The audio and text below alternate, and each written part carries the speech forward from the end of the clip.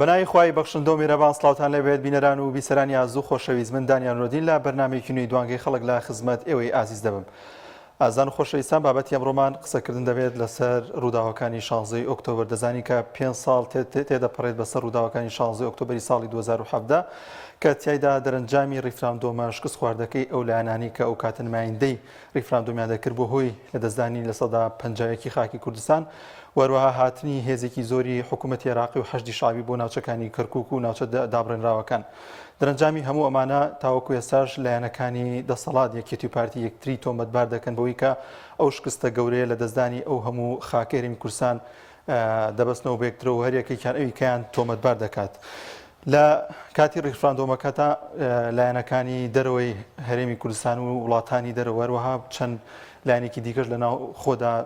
ئاماژیان بەوە دەکرد کە ئەم ڕیفراندۆمە دەبێتە هۆی زەرورزیانێک بەر هەرێمی کوردستان و لە دەستدانی خاکی هەرێمی کوردستان. بەڵام ئەو کاتەی ئەو سەرکردانی کە نمایندەی ڕیفراندۆمی هەرێمی کوردستانیان دەکرد هیچ گویان بۆ قسانە نەدەگرت و ئەمەش بۆ هۆیەوەی کە ناوچە دابڕێنراوەکان و ناوچەکانی کەرکووک بێتە هۆی ئەوەی کە هێرش بکرێتە سەریان و داگیر بکرێن لەلایەن حکوومەتی عێراقەوە و لە خانەقینەوە تاوەکو شەنگال هێزەکانی حەشدی شعبی و سوپای عێراق پێشمەرگە و ناوچەکانی کەسانی دیکەن لەو ناوچەیەدا پاک کردەوە. 16 ئۆکتۆبر بۆ هۆی ئاوارەبوونی سەدان هەزار هاوڵاتی و کوژرانی سەدان پێشمەرگە لەو ناوچەیەدا و بگرە زەر و زیانێکی زۆری بەر ئابووری وڵاتی هەرێمیش کەوت لەوەی کە چەندین بیرەنەوتی ناوچەکانی کەرکووک و دەوروبەری کەرکووک کەوتە ژێر دەسەڵاتدارانی عێراق و سوپا و چەکدارانی حەشدی شعبی. تاوەکو ئێستاشی لەگەڵ داوێت لایەنەکانی هەرێمی کوردستان یەکێتی و پارتی یەکتری تۆمەتبار دەکەن بۆی کە ئەو ڕووداوە هەر یەکەیەکیان ئەنجامی داوە. لە ناوچەکانی شەنگال و مەخموور و گەرمێسێر و نەینەوادا لایەنەکانی پارتی ئەو ناوچەیان کۆنتڕۆل کرد، بەڵام دوای 16 ئۆکتۆبریش ئەوانیش بە هەمان شێوەی ناوچەکانی کەرکووک ڕادستی هێزەکانی عێراق و حەشدی شعبیان کرد. دەچمە لای پەیوەندەکانی ئێوەی ئازیز یەکەمی پەیوەندی وەردەگرم. کاک مەحموود، کاک عەبدوڵڵا لە تەکیەوە دەگرم. کاک عەبدوڵڵا گیان سڵاوی خوات لەبێ. سڵاو لە جەنابیش. وعەلەیکە سەلام سەرچاومان. باسی ناوچە دابڕاوەکانە، باسی 16 ئۆکتۆبەر ڕووداوەکانی 16 ئۆکتۆبەر کە ئەمڕۆ 5 ساڵ تێپەر دەبێت بەسەر ئەو ڕووداوەدا. ئاخر لە دەستدانی خاکەکە کەرکووک و خانەقینەوە منتیقانە. بەڵێ بەڵێ. ئەجا برای باشم خۆ ئەوان کاتێک کە حکوومەتی عێراقی ڕووخا خۆ هیچ هێزێک بەرەنگاریان نەبوو، هەر بە درۆ حەمرین ئەی بۆ هێزیان نەبردە حەمرین و سنووری کوردستان جیاکەن. خۆ کاتە نە حزبی بەحث مابوو، نە حکوومەتی تازە هەبوو، هیچ کەسێک نەبوو لە کورد بەقوتر و هێزی چەگاری هەبێ. ئەوان کەی کێشیانە کەرکووک فرۆشرایە داگیرکرا کەی مشکلیانە ئەوان. ئەم خاکە بەلای من بە عەقلی من بۆ چوونی من ئەوان بە کاتێک کە ئەیانتوانی بچنە جەبەل حەمرین کە کەس نەبوو ڕێگریان کە هیچ هێزێک نەبوو بەرگریان کە ئەوان نەچوون ئایا کەی کێشیان کەرکووکە، بەڵام هەر بە ئیعلامە لە جەبەل حەمرین سنووری کەرکووکە و ئەمانە خۆیان توانی لە پرۆسی ئازادیا هێز بەرنە جەبەل حەمرین وەرەمی خاکی کوردستان جێڕنۆ سەر کوردستان. خۆ هێزێک نەبوو شەڕیان لەگەڵاوکەوە بەرەنگاریان بێتەوە. زۆر باشە کاک عەبدوڵڵا، دوای 5 ساڵ تێپەڕبوونی ئەو ڕووداوانە بۆچی تاوەکو ئێستا لایەنەکانی دەسەڵات یەکێتی و پارتی یەکتر تۆمەتبار دەکەن بۆ ڕووداوانە؟ کورەوەی ئەعلام لەسەر تەلەڤیزۆن ئەوە ئەو شتانەی ئەعلامە ئەگەر سلێمانی لە دەستبەن بەس لە پۆست و دەسەڵات دەمێنەوە کێشیان نییە. ئەوەی ئەعلامە چاوەری ئەعلام مەکە. ئەوان بە ئەعلام جەبەل حەمرینیانە ئەی جەبەل حەمرین چۆ بوو نەیان کردە سەر خاکی کوردستان. خۆ کاتە هیچ هێزێک نەبوو دژایەتیان کە هیچ هێز حکوومەتی عێراقی هێزی نەمابوو. ئەمان هێزیانە بردووە بەغا و لە بەغا ناوچەی سەوزیانە پاراستوە بوو یام نا ڕاست. ئەی بۆ نەیان کرد بۆ نیان هێناوە سەر کوردستان. ئەی چەند ساڵە بە درۆ قەراری 140 و مادەی 140 تا ئیسە توانیانە مەتری عەرز دووەنمێ عەرز گێڕەوە لە قەراری 140 بۆ کورد. نەخێر. ئاخر نا چەند ساڵە تا ئیسە لە پرۆسی ئازادی چەند ساڵە؟ زۆر دەمێکە. ئەی باشە تۆ لە بدێ ئەم چەند ساڵە نەتوانی بی مەتری عەرز بسی عەرز ئیسەژەوە تا عەرەبەکان عەرزی کورد داگیرەکەن.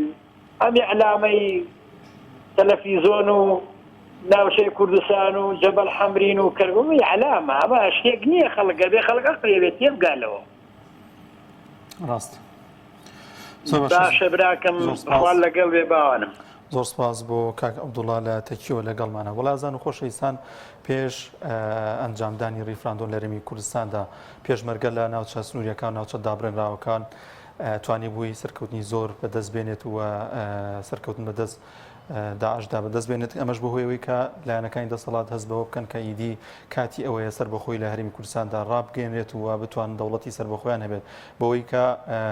بە پارێزگاکانی هەرێمی کوردستان و ناوچە دابڕێنراوەکان و پارێزگای کەرکووکیش لە ژێر دەسەڵاتی خۆیاندا بوو. ئەمە بۆ هۆی ئەوەی یاخود بۆ هۆی هەوێنی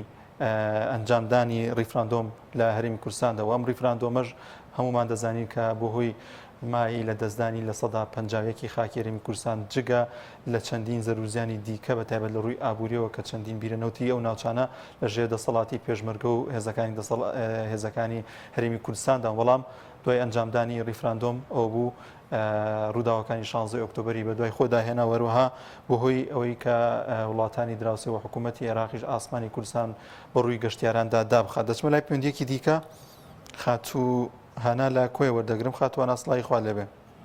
سلام علیکم. وعلیکە سەلام سەرچاومان. باش کاکە دانیار. سەرچاو خاتوانە تۆ باشیت؟ الحەمدولله سپاس بۆخوا. یخوا باش بێ. دەستخۆشی لێ یەکەم بۆ ئەم بەرنامە جوانە. سپاس. سپاسیم برا بە ڕێزەکەم کە پەیوەندیەکەی بۆ وەرگرتم. ناویشۆ زۆر سپاس دەکەین. بەڵێ. بەڵێ. کاکە دانیار باوەڕت کە یعنی ڕفراندۆم من هەرخۆم دەنگم بەڵێ نەدا. بەڵام باوەڕم پێ بکە من زانی زۆر پێم باش بکە کە دوایەوەی کە ئەو شتە ڕوویدا ڕاستە کە سەرەتا شارەتکرا ناخۆش بوو بۆ خەڵکی کەرکووک. بەڵام باوەڕم پێ بکە قازانجیان کردووە و ئێمەش تاوەڕێ بووین یعنی خەڵکانێک نانیان ئەکرد و ئاوت ئەڕۆین لێرە کە ئەو حزب عێراقیانە دێن باوەڕ پێ بکە ئێمە زۆر خۆشحاڵ کە بێ بۆ شارەکەی ئێمەش یعنی عرب حکمی ئێرەش بکە. بۆچی ئەومان بۆ دروست وتم کە بەڕاستی پێمان وایە کە کورد هیچ دڵسۆزێکی بۆ گەلەکەی خۆی نەماوە سەرکردانە باشە لەوانەیە عربێک یعنی زۆر یعنی باشتر بێ بۆت لە چاو ئەو کوردی ئێستا ئەو حکومەتەکە باشە کار ئەو دەسەڵاتانە لەسەر حکم بن. پێم وایە عێراقیەکان باشترن بۆ گەلی کورد و بۆ هاوڵاتیەکان بەڕاستی. بەڵام ئەگەر هێزەکانی کورد بچنە دەسەڵات ئەوە هەر زۆر شتێکی باشە پێم باشە ئینشەڵڵا هاوڵاتیان ئەم جارە خۆیان ئەزانن چی ئەکەن ئینشەڵڵا ئەوەش نیشان دەدرێ و بەڕاستی خۆی گەورە لە ڕۆژی قیامەتدا یعنی تۆڵەی ئەوانیانە دەکات و ئەو هاوڵاتیانە لە کەرکووک لە سنەهامەتیەک و لە سوێ ماڵویانێک داون چەندەها خەڵکی بێتاوان شەریک کرا. خۆی گەورە لە ڕۆژی قیامەتدا ئەو بەسەر ئەم بەرپرسانەی خۆمان و ئەو حکومەتێک ئێستا لەم هەرێمەیە حکومڕانی دەکەن و لە ڕۆژی قیامەتدا و هەڵاتن بۆ شوێنەی نییە و دەستگیر ئەبن ئەو کاتە قوڕیان بەسەر بۆ خۆیان و کاتێکی خۆش بوو و زۆر سپاس بۆ خاتوانە لە کۆیەوە لەگەڵمان نبوو. دەچمە لای پەیوەندێکی دیکە کاک ڕەمەزان وەردەگرین لە شاری کەرکووک. کاک ڕەمەزان یاسڵای خوات لێبێ. وعلیکم السلام ورحمة الله وبركاته. وعلیکم السلام سەرچاومان کاک ڕەمەزان گیان. براكم براسي دائما خمان لك البكوة بلى الحمد لله طار هذا يوضع من باشا بلان بس أوصل زي أكتوبر وما استفي يبدك ما ذكره يصير نظامي خطيت كده هذا يقول همي هربان ده همي أو إذا إيش كده وانبار أكيد بحقق إستاك حالي حاضر إما نخ أو يفكر كده لحالك بتشوف قدارا أو إذا كمدار بنصدقهم بحثي بكم لزانا نشاء أوهابهم إذا كسر لك يعني كل شيء أبوه أنا كل قرار لا شركة اللي بتدخل مع أنا كذنار الستارة أنا كذا إذا كذا أوهابهم موضوع حتى زۆر باشە. کاک ڕەمەزان تۆ پێت وایە دوای ئەو ڕووداوانی کە 5 ساڵی بەسەردا تێپەڕیوە بۆچی نەتوانەوە لیژنەیەکی نێودەوڵەتی و ئیقلیمی و هەموو لایەنەکان تێیدا بەشدار بتوانن ڕووداوەکە یاخود هۆکاری ڕووداوەکە بۆ هەموو خەڵکی کەرکووک و ناوچەکان بخەنە ڕوو یان ئیدی هەر دەبێت ئەو هەموو ساڵێکەوە یا داهاتەوە یەکتری تۆمەتبار بکەن؟ هاد مشكلة أو وقوت كفوي ما كتخاوني موضوعك همي أو خطابة دابارە ئەمزەکەسی ئیساکە ئامادە نییە سەرچی بکاتەوە لەبەر ئەوەی ئەگە مەسەلەن بۆ نمونە من تۆم بە خەتابان زانی ئامادە نیم خەتاکەی تو من ساچی بکەم تا لەبەر ئەوە پێشیاندا ئیساکە لە هەمووی وەزێک یعنی سەیریەکە ئەوەی مۆزوعە. ڕاستە زۆر سپاس بۆ کاک ڕەمەزان لە کەرکووکۆ لەگەڵمانە بۆلازان دەچمە لای پندێکی دیکە کاک پۆڵا لە هەولێر وەردەگرین. کاک پۆڵا یان سڵاوی خوارد لێبێ. سڵاوی خوا لە تۆ لە بینەرەکانت هیوادارم کاتی تەواوم دێ برینەکان لە دەستەی ئێمە قوڵترە نەک ئەوانەی بڵێن خۆزگا کوردستانیش دەکەوتەوە دەست و ئیسلاحاتیان کرد خەڵکی کەرکووک. نەخێر ئەوەی کۆمەندی بوویە ئەوەی خۆی بە کورد بزانێ ناوچە دۆڕاوەکان کەوتە دەست ژێر پۆستاڵی سوپای عروبی شۆفێنی چێ لە دەستیدا لە ڕووی سەربازیەوە ڕاستەش کرد بوو بەس کاک دانیار ئەوە دیاری بوو کرا بۆ عەرەبەکان دەبێ بزانین لە فەلسەفەی نیشتیمان پەروەری چونکە لە دەستور وەک کاک عەبدوڵڵا لە تەنچە جوانی بود لە دەستور کەس زۆری لەوانە نەکرد بوو خاچی خۆت ماڵی خۆت دایکی خۆت بکە کێشە لەسەر ئەوانەی دەستوریان نووسی ئەوان چاوسەی ئۆکتۆبەریان ئەنجامدا دەبێت تاچی کورد وشار بێ کەس نەبووە دایکی خۆی حاشا لە دایکی نیشتیمانی بکە بڵێ عەرەب چەم لەگەڵ دایکم هەیە لەگەڵ تۆ دەبێت فەلسەفەی نیشتیمان پەروەری ڕوون بکرێتەوە ئاخر ئەوانەی خاوەنی هیچ نین دەڵێن ڕزگاریان بوو چێ خاوەنی چین مندەیان و سەدان و خانەوادەکانی خۆمان خاوەنی سەدان تۆنم سەوی و شوێنی گەورە و فراوانن لە دەستیان سوو ئاخر ئەوەی خاوەنی هیچ دەبێ باچی بە هیچ نییە چێ ئیسلاحەتی کرد لەو ناوچانە کەوتە دەست و پایەکی شۆفێنی هیچ خاڵێک بە ئێستان نابەستێتەوە کەلتورمان زیایە زمانمان زیایە ئاینمان زیایە ڕەوشتمان زیایە دل و بەرزمان زیایە چی بە عەرەبمانەوە دەبێت کاک پۆڵان تۆ کێ بە بەرپرس دەزانی لەوەی کە ئەوە ڕوویدا کە باسی دەکەی ئەوەی دەستوری نووسیەوە کاکە دانیار بۆچی دەستور نووسرایە دوای سەرکەوتنی هێزەکانی پێشمەرگە بەسەر شەڕی داعشدا ناوچە دامڕێنراوەکان شاری کەرکووک بەشێکی زۆر لە دەشتی نینەوە شنگال و مێرگەسوور و ئەو هەموو ناوچانە لەژێ دەستی پێشمەرگەدا بوون ینی توانی بوویان ئەو هەموو شوێنە کۆنتڕۆڵ بکەن ئەو واقعە بوو کە لە دەستوران نووسراوە ئەوە مادەی 140 بوو کە جێبەجێ بوون بەڕاستی نیگەران بوون کاکە ئەو دوو زۆنە دەتوارم دەدەی ئەمە لە ناو چستەکان ئاگادارم کاکە لەگەڵ عەبادی ئیتیفاقیان کرد و بە 150 ملیۆن دینار لە کاتی هێرشکردنە تەرموز فتح بکەنەوە بۆ سۆز و عاتیفە ریفراندۆمەیان بەکارهێنا بۆ سۆز و عاتیفە برای بەڕێزم دەوەرە بە بەڵگە بۆ ڕوون دەکەمەوە ئەگەر دیاری نەکرە دیاری کرا بە دیاری بۆ عەرەبەکان تۆ سەدی کە ساڵانی داهاتوو سلێمانی و هەولێریش دەکرێ بە دیاری وەرە لە چ زەمانێک بووە هەزاران شەهید بدەیت ناوچەکان هەمووی سوورن بە خوێن تۆ بڵێ خاچ من نییە کێشە لەسەرە ئەگار بەسەر بەڵگەت بۆ قسەکانم ڕوونی دەکەمەوە لە دوای زۆر بە کورتی بەڵێ کاک پۆڵاگیان بەڵگەیە کاکە ئەوانەی بە سۆز و عاتیفە بیر دەکەنەوە ئاگایان لێ نییە بۆ پارێزگاری چا بۆ کەرکووک بدانە ناکورد بە کاکە دانیار بۆ پارێزگاری ئەوە عروبین لە باتیرانیان لە دوورگەی عەرەبیەوە هاتووە بە ئیرادەیان تێک بۆ کاڵایەکان لەسەر 5-6 سەرۆک وەزیران تۆمار نەکرد مادەی کەس و تلیزێ بەدێ نەکرد بۆ پێشوازی عەبادیان کرد بەرچی سووریان بۆ ڕاسترد زۆر باش بۆ ئەو سەردارانەی بە ناوی عەشایری سوننا لە 16 ئۆکتۆبەر گوندەکانیان ڕوخاندوا لە هەولێرن وەڵامم دەوە لە هەولێرن لە ناو بازاڕی هەولێر شانازی بۆ دەکەن ئەو عەرەبانە دەڵێن لە 16 ئۆکتۆبەر فلانەت و کونمان سوتان ساڵانمان کرد وا لە هەولێرن نەکەستایەکان دیاری بۆ برە عەرەبەکانیان کەناڵمان نییە زۆر باشە زۆر سپاس بۆ کاک پۆڵا لە هەولێر و کاک پۆڵاگیان با ڕێگە بدەین بە برادرانی دیکەش بتوانن پەیوەندی بکەن و ڕای خۆیان دەرببڕن دەچمە لای پەیوەندیەکی دیکە باوکی محەممەد لە کەرکووک وەردەگرن باوکی محەممەد سڵاوی خوارد لێبێ عليكم السلام بارزيان باشن الحمد لله باشن وباشن كاك باوكي محمد سپاسانەکەم بەڕێزگیان هەنە تێبینی هەبوو لەسەر قسەکەی کاک پۆڵا بەڕاستی لە هەولێرەوە کە پەیوەندی کردووە سەبارەت بۆی ئێمە خۆمان خەڵکی کەرکووکین حاڵی خۆمان نەزانین چۆنە بێگومان یعنی ئەهلی بادیەتی خەڵکی بادێک و خەڵکی شارەکە خۆی بە حاڵی خۆی زانێت چی ئێمە لەوتی ئەوانی لە کەرکووک دەرچوونە بەڕاستی ئێمە حەساینەتەوە ڕاستی و درستی لەبەرەوەی نە لە نەوتمان نە لە کارەبامان نە لە ئاومان لە هیچ شتێکمان کەم نییە بەڵام پێشتر قەیرانی نەوتە بووی سەنەماوە قەیرانی ئاو هەبوو قەیرانی کارەبا هەبوو نەماوە مافی گەری و مۆبایل دزین و چەتەگەرێتی نەماوە الحەمدولله سواز بۆ خوا بەڕاستی ئێمە ئەتوانین بڵێن یعنی ئەوانە کۆرگایەتیان ناکرد مافیاگەرێتیان نەکرد لەو شارەیە بۆ وای یاد خەڵکی کەرکووک بە یەک جار ڕوایەوە لە حزبایەتی و ڕوایەوە لە کوردایەتی خۆی وهای لێ هاتووە یعنی بەڕاستی بەڵێ باوکی محەممەد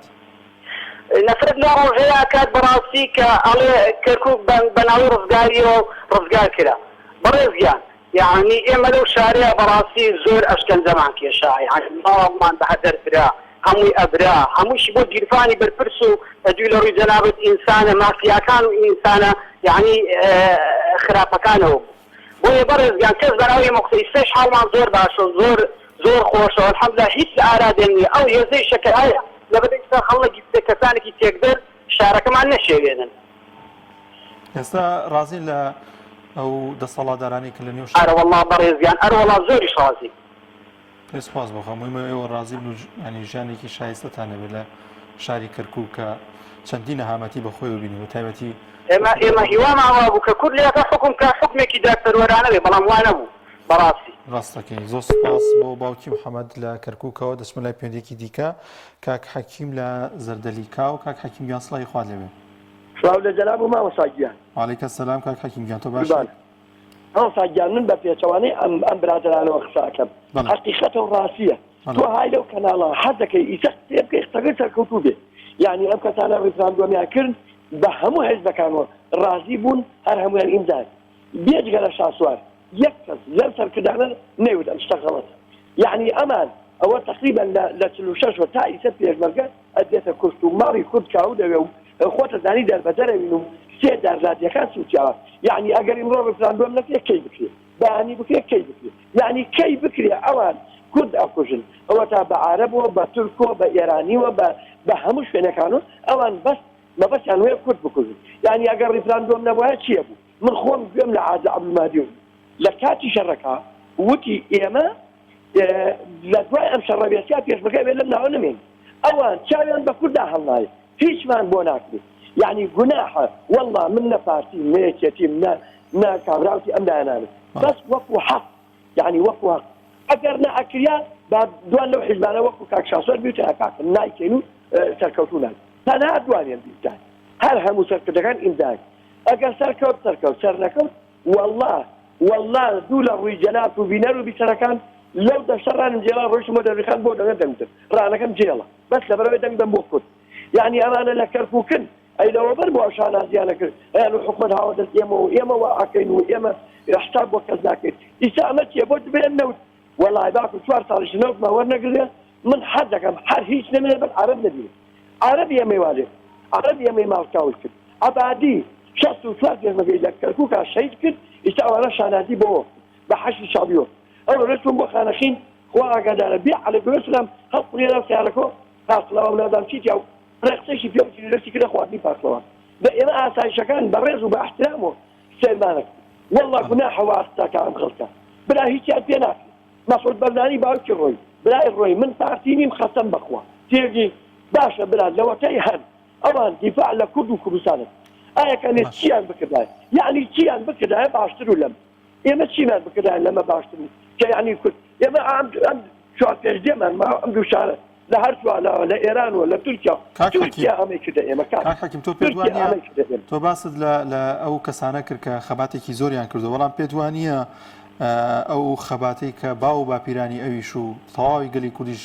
بۆی تێکۆشا لە 16 ئۆکتۆبەردا هەردوو لایەن یەکێتی و پارتیش تەواوی بەشێکی زۆری خاکی هەرێمی کوردستان لە 150 خاکی هەرێمی کوردستان لەدەستدا کە ساڵانێکی ڕابردوو هەموو گەلی کورد خەونی پێوە دەبینی بە تایبەتی دوای 2023 کە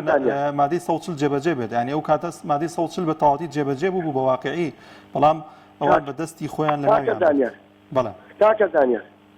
ئێمە چیمان بکردا باشوو یعنی من بەڕای تۆ بەڕای هەموو حیزبەکان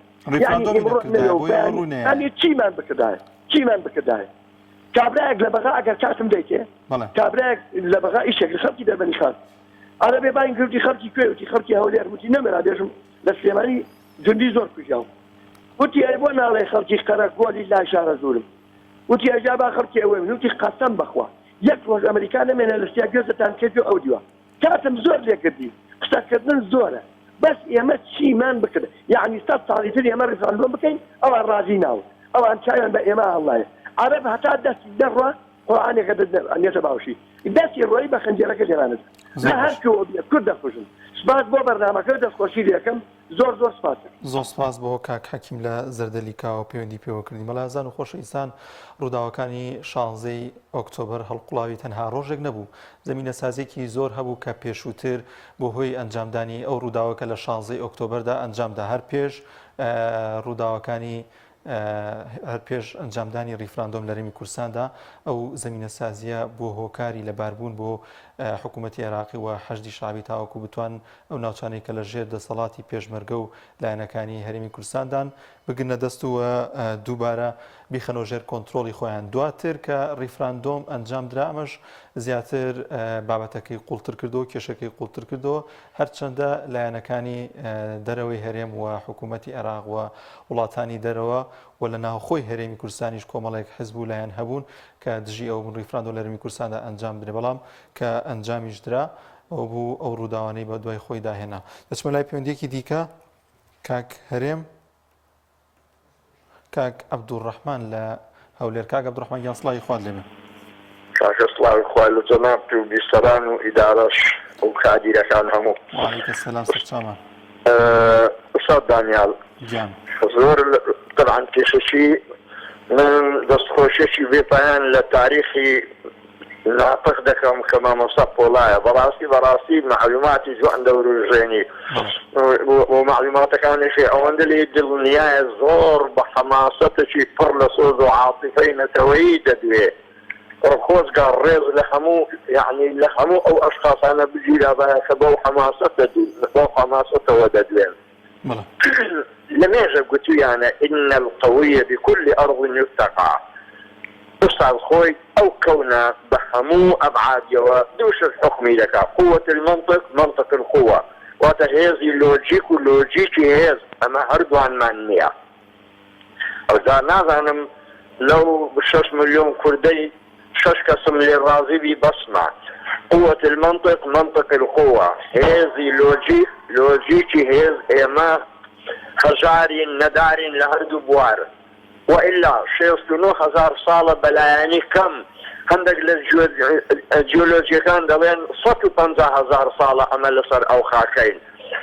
كاكا 150,000 صالة كي وازبين با 69,000 صالة كي وربقرين ل 69,000 صالة يسمان بو أنزام ندرا تازة خلق واخريخة محطي فضائي لصر مريخ دادني بتمانا لصر مان برجين أما تازة خريج يعني دتوانين بملتان رابقين قطار روي وصاد ودلنياج أو بين دولة إسرائيل أمريكا بريطانيا تركيا إيران أوانا وق مالي خوان مخابرات كانيان لناومان إذا كان احتمال بلان حريك الروجيت شن لقمة دخوا شن جم دخوا لحمش أقادارن هذا كل روجك دي أما تامان لدوسي أوانا بيبشتوان ما عندن ما دام شعاري ملتي كرد أو شعار جولكي زور مشهورة بعربيكي دلي عليك بالمال من أي باب أتى يعني تو پیدا کردن ما پارێزە بە هەر شوێنێک لە هەر شوێنێک بە هەر شێوە و شێوازێک پارە کۆکەوە ڕۆژێک لە ڕۆژان طبعا جەنابتان فەرمووت برایان و برادەران فەرموویان لە 151 خاچی کوردستان لە دەست درا ئێستا 149 ماوە وایە یەک دەقا ێ باشە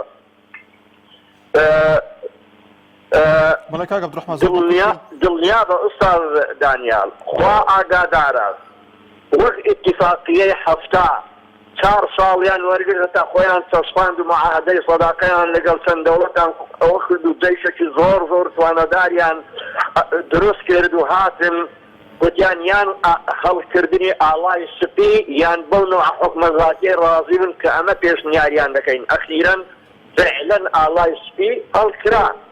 ئەو 49 دڵنیا بە ئەگە بە 49 ڕۆژی ئەگە بە 49 مانجدی مەسیرەکەی ئەو ڕۆژەیە دیسان دەبی ئاڵای سپی هەڵ بکرێتەوە ئەو هەرێمە عەمەر درێژ نابی ئەگەر ئەو شێوازە یعنی واز لێ نەهێندرێ. ئێستا هەمووی خەریکی پارە کۆکردنەوەیە و جنسیەشیان هەیە و پاسپۆرتیشان هەیە و لە هەر لەحظەک بۆنی بارودیش ناگاتە لووتیان کە لە تورکیا و ئیرانن و ئاوا دەبن لە بۆ فەڕەنسا و بەریتانیا و ئەمریکا هەزارەکان و نەدارەکان لە زێر پێی دەمینێن و دەورە محاسبەی من و تو دەکەن لۆ بێدەنگ بووی بەخۆی ناوێ یعنی بەغدا کە دێتەوە ناوێ ئەمن بێدەنگ بووم ئەتوشم بێدەنگ کردو بە من دەڵێ لۆ بێدەنگ بووی و محاسبەی منیش دەکا ئیتر بەخوام سپاس کاک عەبدوڕەحمان لە هەولێرە دەچمە لای پەیوەندیەکی دیکە کاک حەمە ڕەشید لە ژاراوە. کاک حەمە ڕەشید گیان سڵی خوات لێبێ. سڵاوی خوای لە جەنابەت کاکە دانیال. وعەلەیکە سەلام وەرەحمەتوڵڵاه. ڕێزم بۆ خۆت بۆ کەناڵەکەی بۆ ستافەکەت زۆر بەڕێزە. ڕێزم بۆ بینەران و بژە وڵای ئەوەی دەسم زانی لە برم چۆوە ئەمە مێزگر نییە کاکە وا بە دوور و تەفسیل. ڕێزم بۆ کاکە عەبدوڕەحمانی دەزانم شتی پێیە کاکە بۆ هینی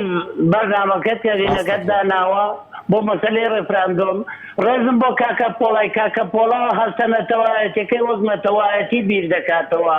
و جوابی کاکە حەکیمیش و ئەم برادەرەی کەرکووکیش ئەمانی ژیانی ڕۆژانە بیر دەکەنەوە ڕاست دەکات هەردووکیان ڕاست دەکەن. تێگەیشتی ئەمەی کەرکووک ڕاست دەکات کە ئەزیەتیان دیوە ڕازین بە هەموو دەسەڵاتێکی دوژمنکارانە بەس دەزاتیان بۆ لە دەست زوڵم و زۆری ئەم کوردایەتی. ئەم کاکە حەکیمیش دەڵێت چمان کردبایە ئێستا من لێرە پێی دەڵم چمان کردبایە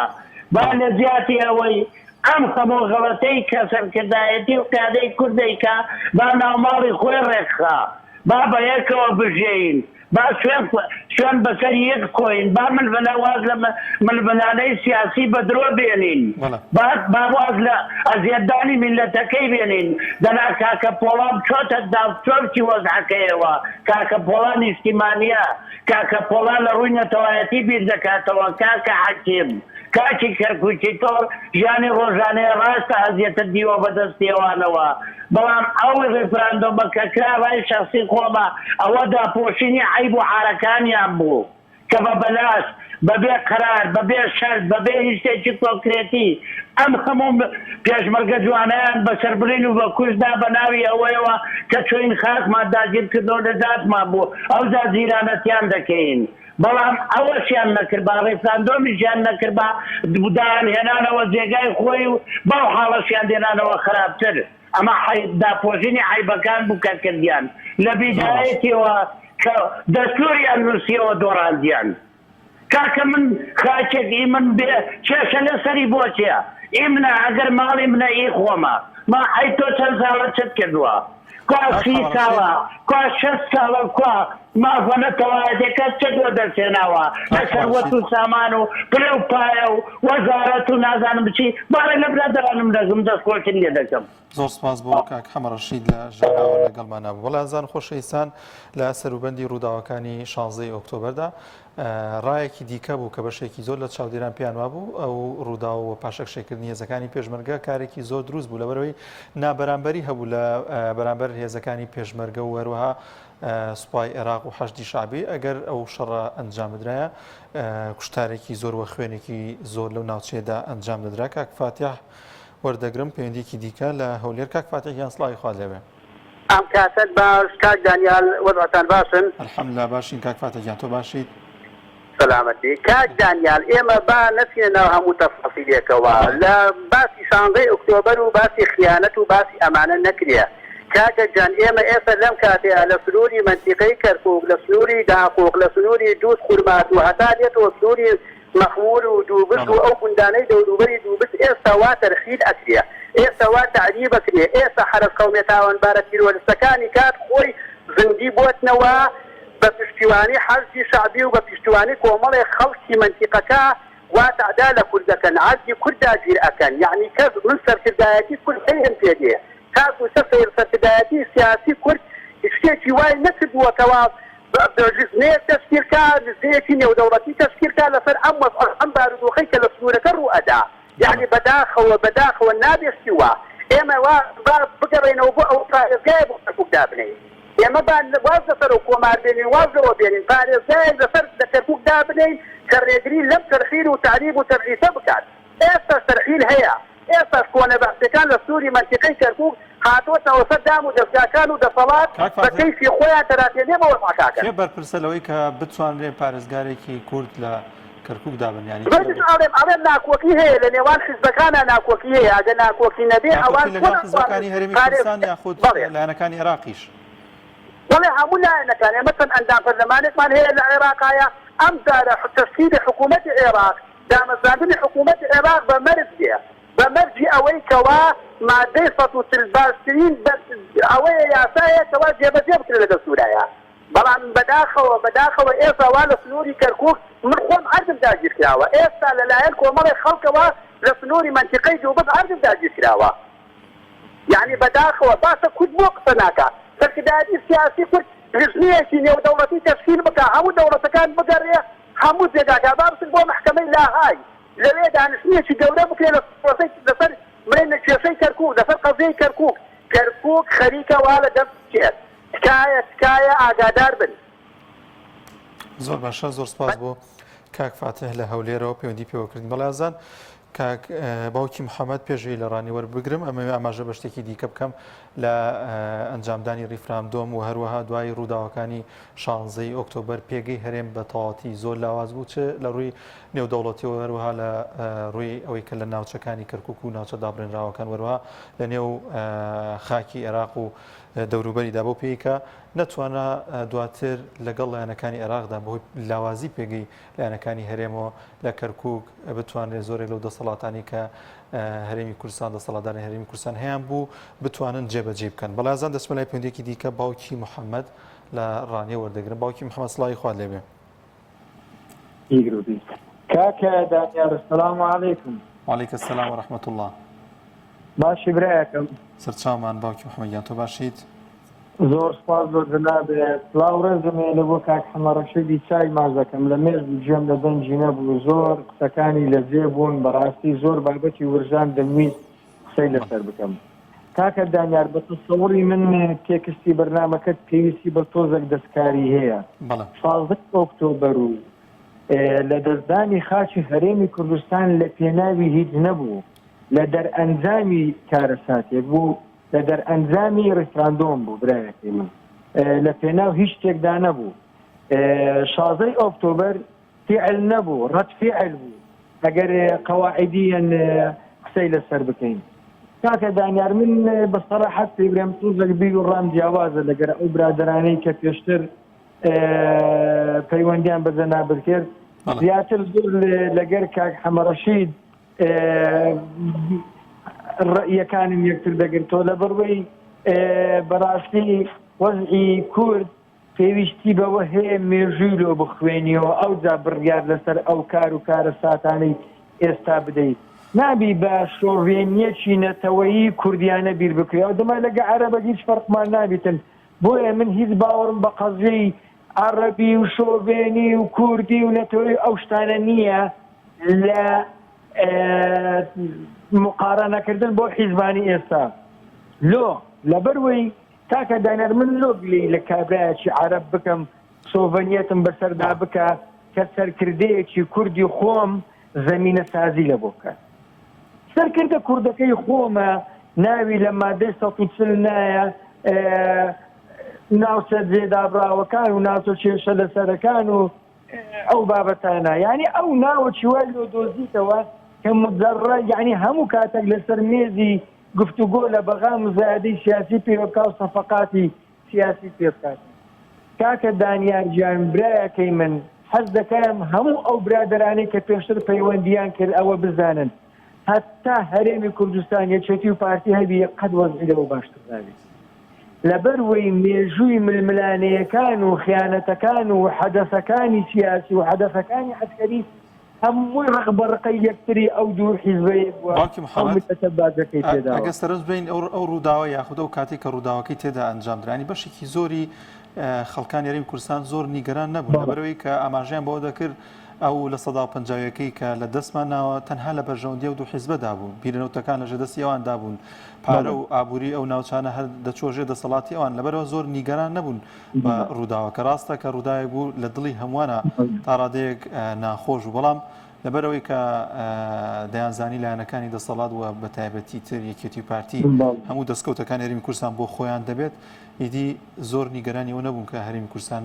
بەشێکی زۆری لەدەست درراوە. ئەو دەشتێکی تریش کاکە داینا قسەکەت ڕێک تەواوە ئەمە تەسەوور دەکەمە تا حدودیش سوبایە لە غەیری حیزبیەکان و کۆیدەکان خەڵک و ملت پێی ناخۆش نەبوو. مشکلەکەی ئەوەیە ئێستا خەڵکی کەرکووک ئەو برادرانی کە لە کەرکووک و لە داخۆق و لەولاوە تەلەفۆن دەکەن دەرێن خۆزگە زووتر ئەو ڕووداوە ڕوویداوە ئەوە مای کارە ساکە یعنی ئەتۆ ئەو قەی جەنابت کە تازە فەرمووت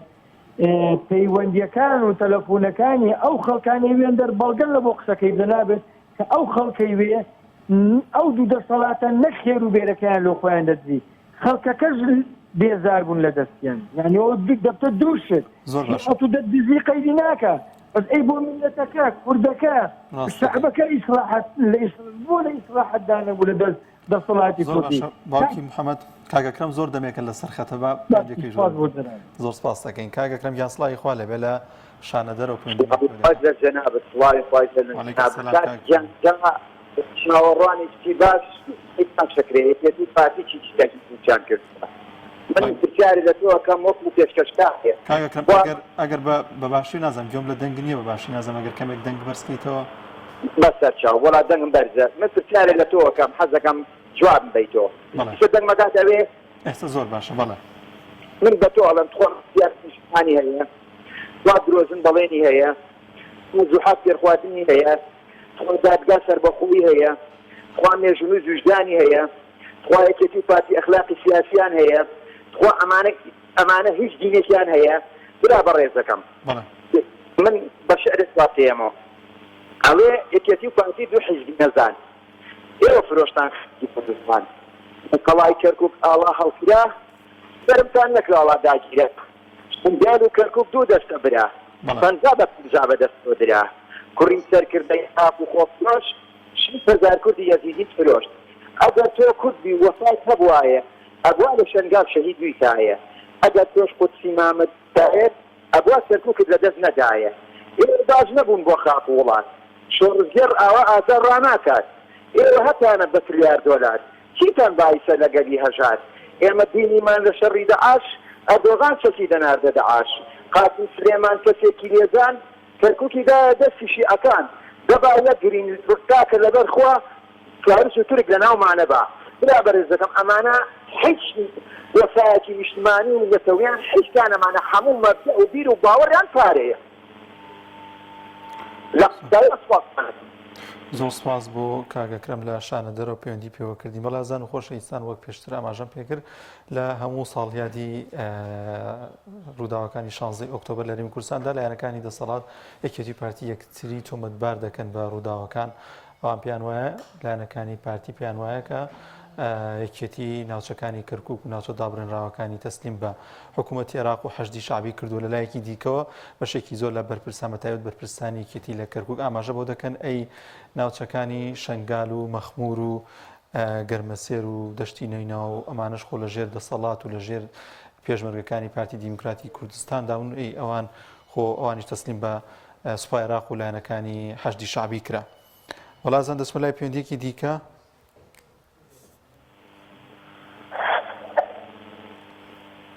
الو کاک عەبدوڵڵا لە پیرەمەگرو کاک عەبدوڵڵا گیانسڵای خوا لێبێ والله لە تۆ بێکاتە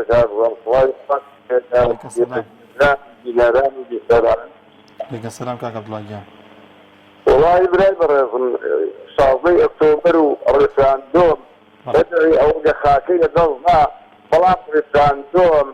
بۆ مستەقبەل دەوری خۆی هەیە من لاگری پارتی نیمە پارتی نیمە بەڵام 11 ئازاری ساڵی ئەفتا پاش لە ماوەی کوردەکان ئەو دینەی دێنەوە گۆڕێ 11 ئازار ئەو دەکوردرا هەتا کەرکووکێ بێتەوە خالی کورددا 4 ساڵ مفاوەضاتی کرد رازی بوون بە 4 ساڵ مفاوەضات ئەو کاتەی حکومەت هیچی لای نەبوو ئەندا خۆی دێژ و هێز و قەوەتی پێیا کرد و تاریخی خۆی پێیا کرد و کۆپەری جەنگی و ئەو جا دوایی جەمنەتیکردنەوە بەڵام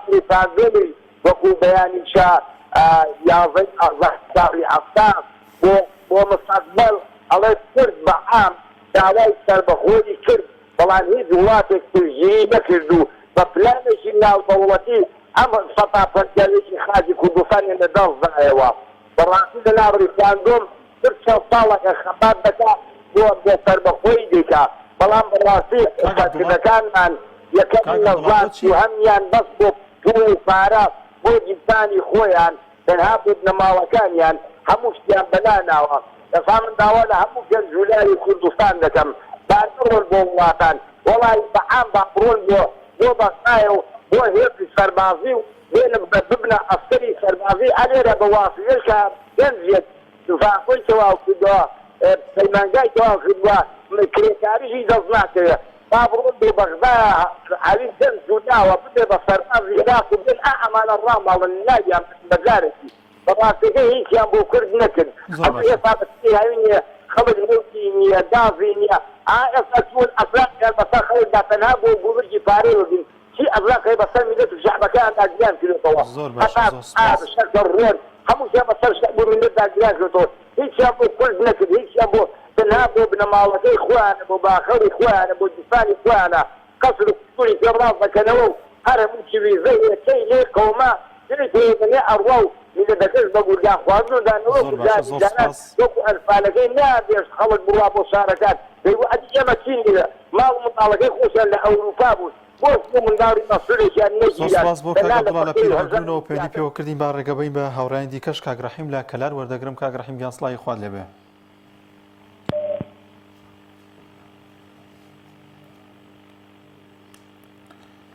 کاک ڕەحیم دیارە پەیوەندیەکەی کاک ڕەحیم پچراوە بەڵازان و خۆشەویستان لەبەربوونی پەیوەندیەکان نەمتوانی بەشێک لە ڕاوسەرنجی ئەوەی عزیز بخوێنمەوە کە بۆ ئەم بابەتتان نووسیوە لە سۆشیال میدیا و لە تۆڕی کۆمەڵایەتی فەیسبوک کاک ئاشتی قاسم نووسێتی ئێمەی کول لە مێژە خیانەت لە ناوماندا هەبوو و هەر دەشبێت سۆزی مەحموود نووسێتی بە سپۆنسەری حکوومەتی هەرێم خیانەت و گەندەڵی و قەیرانەکان بەردەوامی دەبێت بەڵێ ئازان دەچمە لای پەیوەندێکی دیکە کاک عەبدوڵڵا وەردەگرم لە چوار قوڕنا کاک عەبدوڵڵا سڵاوی خوات لێبێ کاک عەبدوڵڵا سڵاوی خوات لێبێ سلام علیکم وعلیکم السلام باشی نامەتەوە باشی کاک عەبدوڵڵا گیان الحەمدولillah باشت دەکەم لەسەر شازدەیە گیان بەڵێ لەسەر شانزەی وەڵا شازدە نامە سەربایی لە چ دروست بووە لە چ دروست بووە گیان دروستبوونەکەی ئەوەی لە دوو سەهۆی دوو غەڵەت دروست بووە لە دوو غەڵەتەوە دروست بووە لە دووەوە هەر لە 2003 غەڵەتێک لە دوای 2006 شەنگە ئاهی غەڵەتێک تو هاتووی لێ حکوومەتی خۆتە بە گوشتی خۆتە بوو لێرە چوو بۆ درۆی بەلەسەی هەندێک شۆبێنیان کەوت و ڕۆشتی بۆ بەغدایە وازێر لەگەر شوێنی خۆیان بان ئێستا دەوڵەت بووین نەک ئەگەر نەچووبانە بەغدا ئێستا دەوڵەت بووی بە تاکید دەوڵەت ئێستا بەس بە دوایان نەکەوتان دوای ئەوە تۆ هاتووی شەری داعش هاتوو بەرەو چیوانی گرت هاتووی خۆتو بەرداوە لە بۆوان هاتووی کەرکوچێ پارێزی دەرچی حەویزە دەپارێزی بۆ عەرەبی شتیوا چۆن بێباڵ بەبێ گرنتی وەبێ شتێک ئەمریکا شتیوان جێنەکە گرنتێکت نەداتێ و قسم خۆ بە گوشتم هەیە بۆ ئەو شازدەیە لەوە دروست بووە کاکە ئەو شازدە لە سەهۆی دروست بووە خۆ لە چی دروست بووە ئەوزا گەلە کۆمەکەش هەر چواریانیش گەلە کۆمایان کرد دیار گوشتەکەیان کۆبوونیان کرد و کاسەسەلاری بۆ خۆی بە لەگەڵدا بوو بەس تورکیا بە پارە سووریا بە پارە یارمەتی حەیدەر عەبادیان داوە تا ئەو شازدەیان دروست کردوتەوە ئەوەیتر خۆشت زۆر سپاس بۆ کاک عەبدوڵڵا لە چواقونە پەیوەندێکی دیکە وەردەگرم کاک سەید بەختیار لە کەرکووک سڵاوی خوا لێبێت کاک سەید سڵاوی خوا لە هەموو لایەکت عەلەیکە السەلام سەرچاومان دەستە ناچکەم مەمنونم زۆرتان ڕاوسەرنجی بەڕێستان لەسەر ئەو بابەتە ڕووداوەکانی 16 ئۆکتۆبەر بەڕێزیان ئەزانی چۆنە گیان هەموو ملەتێک بێگومان شکستێتە ئارا بەڵێ نەدامەتێتە ڕێک بەڕاستی برسی قات و قڕیەتە ڕێ وانێ کاکە گیان بێگومان ڕاستە ئەنجا ئێمەش کە لە وڵاتێکی هەرێمێکی بچکۆلە وەکو کوردستانێک کە بێ شوان و بێ سەرپرشتیدار بەڕاستیەکەی بێگومان هەروە دەرەچێ ئەزیزم بێگەی جا ئێمەی ملەتی کوردیش ئەگەر هەمومان یەکدەست و یەکبوون و هاودین و هاوبرا و هاوزمان بەڕاستیەکەی بێگومان لە بێگومان بە هیچ ئینسانێک شکست نانە لە ڕووی سەر گۆی زەویە تێگەی بەڕێزم بەڵام ئێمەی داما و ئەو تانەتە شەندەیە لە یەکەدا ئەو قسە بە یەکەکە ئەو ئەواڵێ بەڕێزەکەم ڕێفراندۆمێک کە ئەمریکایەک کە پێی بڵێ بیکە بەڵێ کرا بەڵام دوایی وەکو کابراوتنی ئینسانێکی نەزان خۆی لێ شێشایەوە و دارەکەی شکان بەسەر ملەتی کووردە ئەجینا هیچ دایەک با تاوانبار نەبێ هەر ئەو وڵاتەیە کە وای کرد لەم ئۆمەتە هیچ بەڵگەیەکەیە کە ئەمریکا بۆ نمونەهانی دەسەڵاتدارانی هەرێمی دابێت لە کاتێکدا بە ئاشکرا ئەو پێی باش بوو کە دوا بخرێت ئەم ریفراندۆمە ئەنجام نەدرێت و حتا باز لەوەش دەکرات ئۆفەری دیکەیان خصوص بەردەم دەسەڵاتدارانی هەرێم ئەگەر ریفراندۆم نەکەن ئێمە لە چەند ساڵی داهاتوودا ئەمەتان بۆ ئۆکەین یاخود لە چەند ساڵی داهاتوودا ئەگەر ریفراندۆم بکەن ئێمە بە تەواوەتی پشتگیریتان دەکەین بەڵام تاوەکو ئێستا پێم وابێت بەڵگەیەکەیە لەسەرەوەی کە ئەوان لە ژێرەوە وتبێتیانەوە ریفراندۆم بکەن ئێمە لە پشتانی یاخودەوە بوو کە دەسەڵاتدارانی هەرێم بەرپرسانی ئەم هەرێمە غڕور گرتبوونی و ئەمەش بۆ مایەوەی کە ریفراندۆم ئەنجام بدەن بۆ ئەوەی کە توانی بوویان دەسەڵاتێکی زۆر بەسەر ناوچە دابرێنراوەکان و کەرکووکدا هەبێت مامۆستا گیان بەڵێ بەڕێز ڕۆشنبیری لەخوا بەزیات تێگەشتری بوو برە لە کات شتەگرم لە خزمەتام کاک سەیدیان فەرموو بەڕێزێک ئەزیزمی بەڕێزێک وەک مانسۆن مەندێلا کە باوکی هەزاران و فەقیران بوو لە سۆمال بەڵێ وانێ بەڕێزم بەڵێ شۆڕشی چۆن پێکێنا شۆڕشی سپی هەر لەسەر خۆ بەڕاستیەکەی ئەو پیاوە دابنێرەتێکی کردو بۆ ئەو ئۆمەتە بۆ ئەو میلەتە بە ڕاستکاوی ئەو میلەتێکی بردە ڕێوە خواخوای گەورە چەند ساڵش تەمەنیە لە ڕووی ئەرزا توانی ئەوەنە بژی بەڕێزیان بەڵام بە ڕەفاعەت ملەتەکەشی برد بەڕێوە بەڵام ئێمەی کورد لەخوا بە زیاد بێ وشیارین شکرانە بەژێ خوای گەورەین لەخوا بە زیاد بێت لە عینن کاتە هیچ نەبێ بسڵمانین بەڕێزم بەڵام مامۆسای بەڕێز ئێستا ئێمەی داما و بەڕاستیەکەی ئەو ڕێفراندۆمەشمان پێکرا دارەکەشیان لەسەر ئێمەشکان بەڵام لە عینن کاتیشە وەکو بەڕێز ڕۆشنبیری وەکو عەرزم کردی ئەمە مێژووە تاریخ نووسرا چاپ کرا مامۆستاگیان ئەگەر خەڵک بڵێ نەڵێ لە ساڵ 93 تۆ هەر وڵاتێک دەنگ بە کۆمەڵگا و بە میلەتەکەی بە حکوومەتەکەی خۆی بمعنە چی مامۆستا تۆ وەڵامی ئەوەم بەرەوە ڕاستەکی وەڵای لە هەموو ڕووداوێکە لە هەموو شتێکە ئەوەیە کە ینی دەسەڵاتداران کە ئەو بەرپرسانەی لە ژێر حکوومەتی هەرێمی کوردستان یاخودەوەی کە لەژێر دەسەڵاتدان بتوانن کە حکوومەتی هەرێمی کوردستان و هاوڵاتی ئەم هەرێمە بپارێزن بەڵێ بێگومان مامۆستاگیان خۆ ئەزانی چۆنە بەڕێزم ئێستا من عەرزم کردی تۆ وەکو کوردەوارێکی خۆمان ئەوێ هەکبەیەک خواردم هەیە هەکبەیەکی کەم شکانوە ئەوەکەی کەم نشکاوە مەسەل بەڵام لەگەڵ ئەوە دابنێرێتی لەگەڵاکەم هەورازر لە ئارایە کەسەکەم برسێتی و قاتوقڕی لە ئارایە وردە کە کاتێ وا بکەم خی گەورە خی تەبارەک و تەعالا لە ئەخیرە ئاوڕێکی بە ڕەحمەت لە ئۆمەتەکە باتەوە ئۆمەتەکەش سەرفراز و ئیسراحەت و دڵنیا بێت اینجا ئێمەی کورد ئەبێت تەمەنا بەس دەخوای گەورە بکەین هاوار دەخوای گەورە بکەین کە خوای گەورە بمانێنێتە سەر ڕێگای ڕاست و لەو تەنگ و چەڵەمە و تاریخستانی و هەراو بەزمان ڕزگارمانکە بە ئیزنی خوای ڕەب العالەمین. سپاس بۆ سەید بەختیار لە کەرکووک و زۆر سپاس کاک سەیدیان سپاس بۆ پەیوەندیەکەت بەڵازان و خۆشەویستان